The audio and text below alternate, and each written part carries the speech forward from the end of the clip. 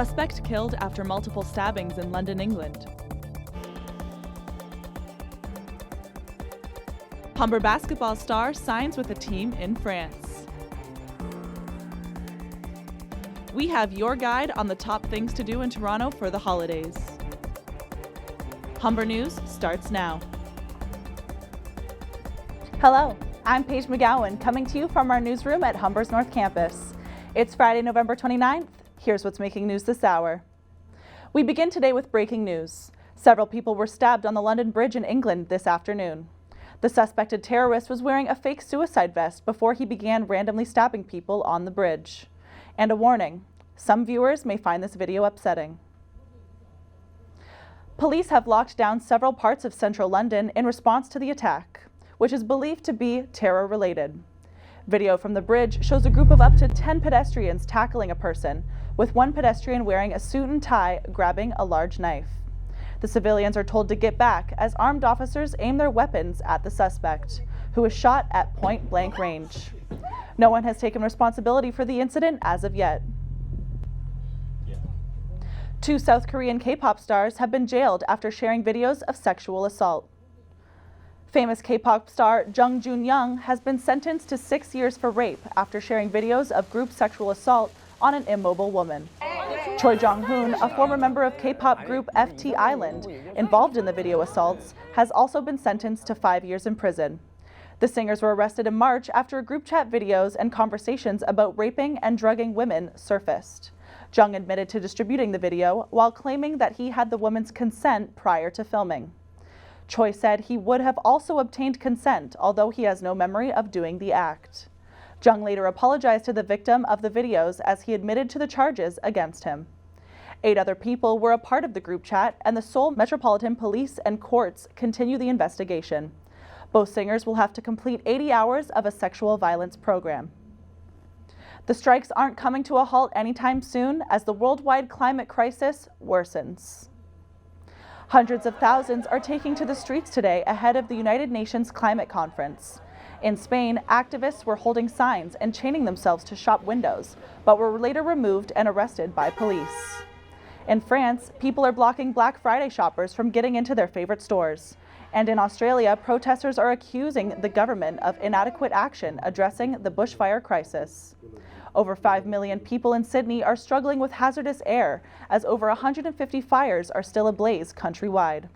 So far, the bushfires have burned down over 2.5 million acres and destroyed over 500 homes. Australia has pledged to cut carbon emissions by 26% from 2005 levels by 2030. But recent data shows emissions are unchanged.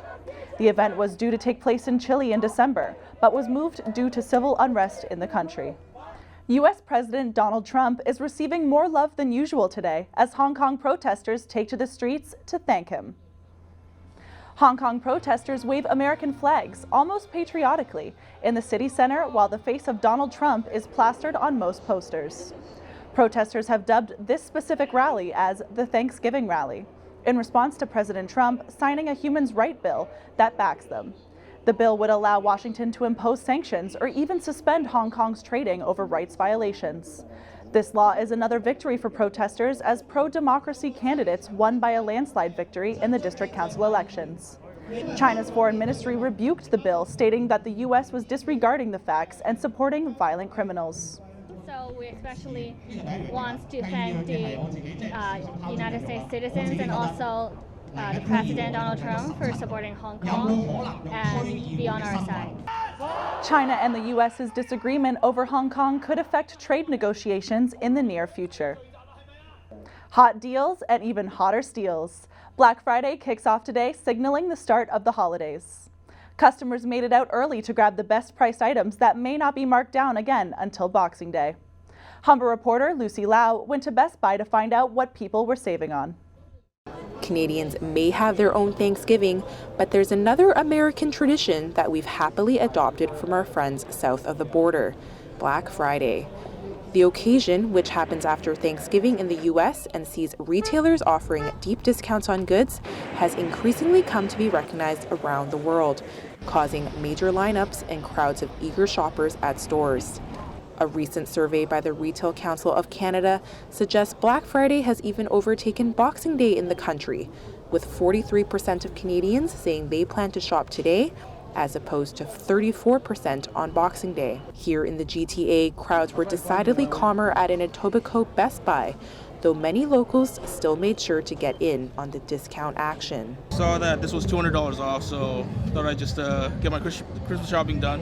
Laptops, smartphones, and tech accessories were just some of the items on sale, prompting even out-of-towners to hit the checkout. In India, we don't have Black Friday, so I always saw in movies. So I'm here on vacation, so I wanted to see how it's pretty good. Some good discounts. Now, many stores and malls in the GTA are open as late as 11 p.m. today, offering locals the chance to score deals on smartphone cases, Fitbits, and other goods. But if you can't make it out, don't fret. There's always Canada's own version of Black Friday, Boxing Day. Lucy Lau, Humber News. A pilot and his family have been identified following a plane crash in Kingston, Ontario that killed 7 people. A man from Houston, Texas, Otobeko Oblakov, was flying the plane on Wednesday when it crashed, killing himself, his wife, 3 children, and a newlywed couple. The cause of the crash is unknown, but police will be looking through the debris for a cause. The Transportation Safety Board of Canada will be reviewing the weather reports, plane maintenance, logs, and the pilot's training records for the cause of the crash. Oblakov's family has organized a condolence fund with a goal of $90,000, hoping to bring the family home and to cover funeral expenses. How many reasons do you need to move out of Quebec? Manitoba says 21. The Manitoba government is advertising in Quebec for residents to move west. The ads are a direct response to Quebec's Bill 21, which came into effect last June.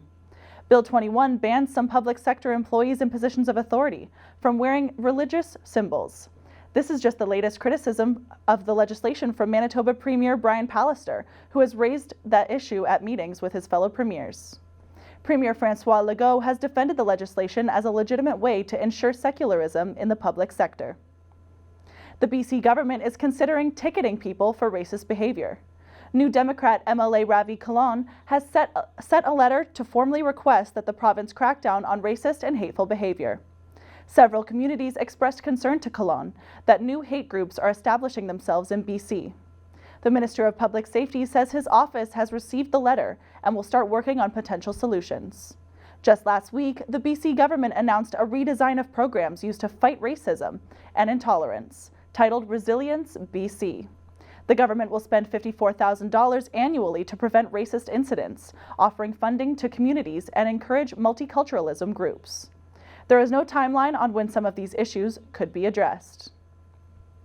Ontario's Premier Doug Ford will meet his Quebec counterpart this evening, just 3 days before all premiers get together in Toronto. The two men first met 10 days ago and exchanged Toronto Maple Leafs and Montreal Canadiens jerseys. A spokeswoman for Ford says the premiers plan to speak about a number of national issues, like national unity, healthcare, infrastructure, and economic development. When asked if they will talk about the controversial Bill 21, the spokeswoman gave no comment. Bill 21 was put into effect by the Quebec government on March 19th this year, which bans public employees from wearing religious symbols on the job. Ford's progressive conservative government supported an NDP motion in the legislature this week, condemning the controversial law. A Humber student is suing popular rental site Airbnb for $5 million after being shot in the spring. 19-year-old Humber business student Sean McCann was at an Airbnb mansion party in April when he was shot. McCann said that the shooting happened when he attempted to leave the party through the backyard after noticing things getting violent. According to a statement of claim filed in Ontario's Superior Court yesterday, McCann suffered a pelvis fracture, internal nerve damage, and psychological issues. McCann is suing Airbnb for $5 million in damages. The ad for the mansion has since been removed by Airbnb, but multiple parties happened there even after the shooting. In case this wasn't already known, you cannot break into 11 houses and get the 12th house free. A 28-year-old man was arrested last night after allegedly breaking into 11 homes on Tuesday. The break-ins are believed to have taken place between 2 and 4 a.m. last night, while homeowners slept. The suspect allegedly targeted homes on a Swift Current trail before making off with more than $1,000 and various items. Police were able to catch the alleged suspect thanks to one of the homeowner's security cameras. The man is charged with 5 counts of break-and-enter, 6 counts of break-and-enter with intent, and breach of recognition. He will appear in court later today. Despite losing her job on America's Got Talent, Gabrielle Union has been receiving nothing but support from celebrities for standing up for what she felt was right. You were like machines. You came to slay, and we are deceased. Being a judge on America's Got Talent was supposed to be a great opportunity for Gabrielle Union, but things began to take a turn when guest judge Jay Leno made a joke perpetuating a stereotype about Asian culture. Union wanted the producers to report the joke to Human Resources at NBC. This wasn't the only issue that the 47-year-old actress had to deal with. It has been alleged that she was told more than half a dozen times that her hairstyles were too black for the audience at America's Got Talent. Last week, along with Julianne Hough, her time on the show came to an end after just 1 season. The two recently came out and said while they were on set, they were being subjected to toxic culture. Union isn't alone in this issue, as she has received support from her husband, Dwayne Wade, along with many other celebrities. Meanwhile, America's Got Talent show officials are insisting that refreshing the judging lineup is normal for the show and that NBC and the producers take any issues on set seriously.